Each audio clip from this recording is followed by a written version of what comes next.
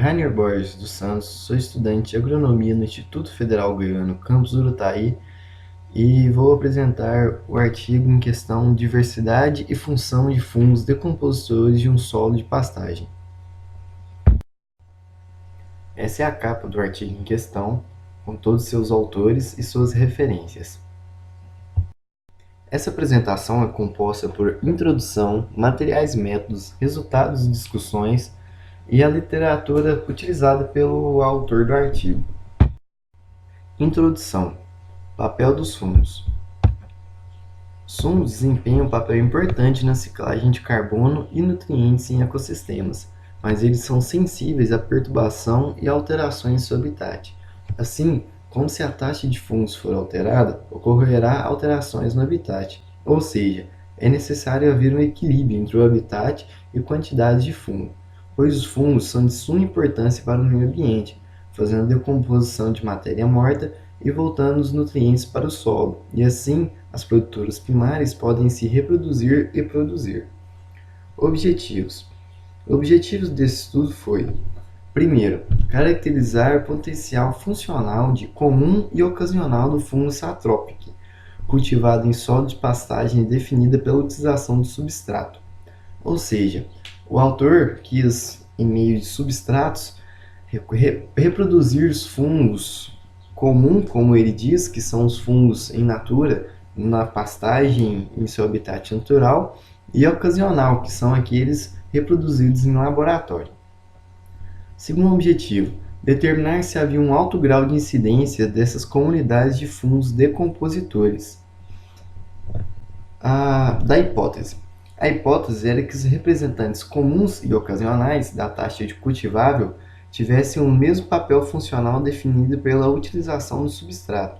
Os fungos testados e obtidos a partir de uma pastagem de sequeiro em Roxburghshire, Reino Unido, foram selecionados para abranger não só a mais abundante taxa, mas também a toda a comunidade fúngica.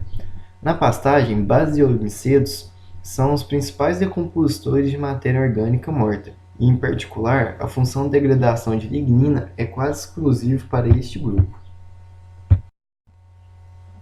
Materiais e métodos. Métodos de extração do material necessário. Para obter culturas para o uso em teste, os isolados obtidos com microfungos e basidiomicetos foram isolados em um solo de floresta marrom com valores de 4,54 a 4,81 de média de pH.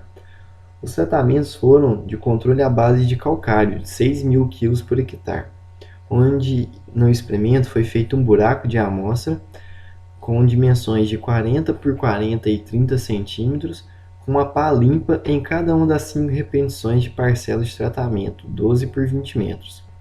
O perfil de solo num dos lados do buraco foi limpa com bisturi estéreo e 11 mm de diâmetro do solo foi recolhido para as análises laboratoriais, que é a técnica revestimento do solo de Workup de 1951, que promove o crescimento do micélio. 5 placas foram feitas deste modo, a partir de cada horizonte, dando um total de 25 placas por horizonte, por tratamento. As placas foram incubadas a 23 graus Celsius sobre a luz normal de laboratório. 5 gramas de serrapilheira de espécies vegetais mistas foram retiradas de cada relva e armazenadas em sacos plásticos selados a 4 graus centímetros.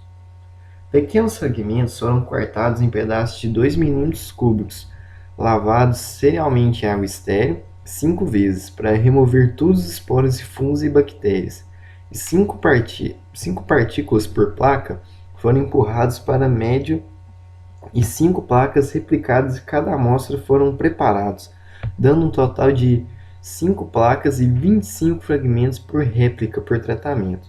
As placas foram incubadas a 23 graus na escuridão, para os resultados a serem esperados e feitos pelo autor. Resultados e discussões. Resultado de degradação. Nenhum táxon foi capaz de usar todos os 5 substratos experimentais, mas 8 táxons foram capazes de utilizar 4 dos 5 substratos. Um grau elevado de potencial de sobreposição funcional foi observado entre a taxa abundante e ocasional. Fungos isolados.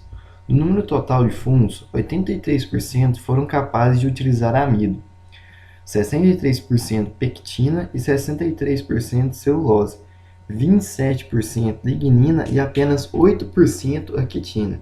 E os resultados serão apresentados no próximo slide. Variabilidade.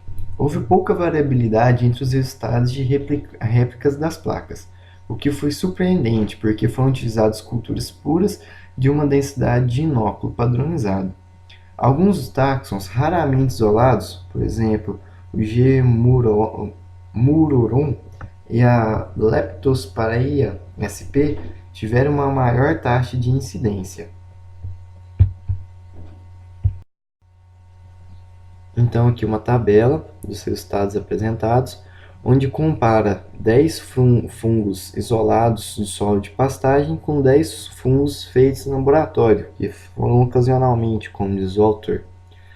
Nós podemos aí observar que a quebra de amido foi a que mais teve ocorrência, né? Foi que você pode ver que são pelas cores mais escuras.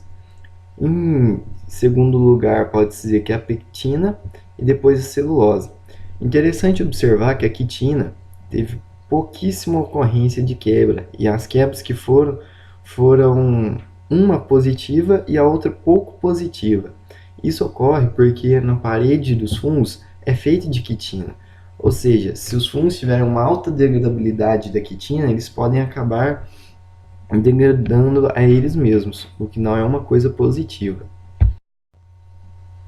Nessa tabela podemos observar a composição dos fungos e seus efeitos durante a semana, onde a cor escura representa os fungos frequentes e a cor cinza achurada os ocasionais, sendo que a composição dos fungos foi de 0 a 1, de 0 a 5, de 1 para 1, de 1 a 0 e de 5 a 1.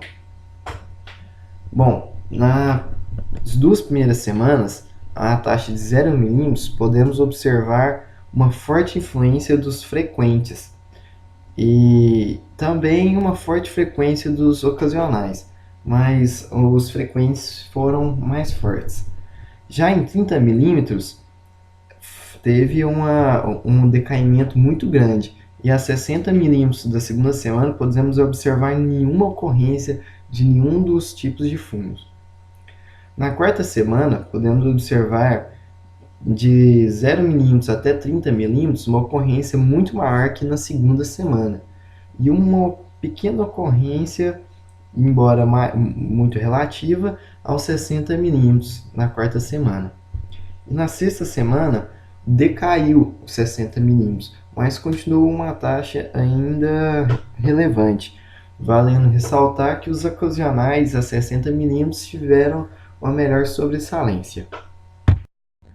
Então, aqui nesses gráficos, nós temos a incubação dos micro-organismos após 7 semanas a 15 graus centígrados, onde o gráfico A nos mostra a taxa de celulose remanescente, e podemos observar nele que as micenas foram sobressalentes, pois foram as que atingiram um maior grau de porcentagem de celulose, né?